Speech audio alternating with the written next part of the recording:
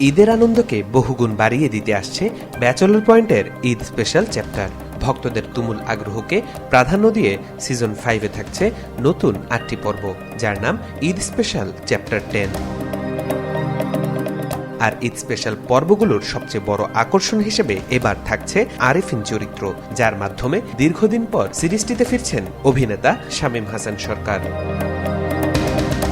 Bachelor পয়েন্টে আরেফিন চরিত্রে অভিনেতা শামীমের দীর্ঘদিন পর ফিরে আসাটা ব্যাচেলরদের ফ্ল্যাটে নতুন সমীকরণ তৈরি করবে, দর্শক আগ্রহ বাড়াবে বলে মনে করছেন পরিচালক।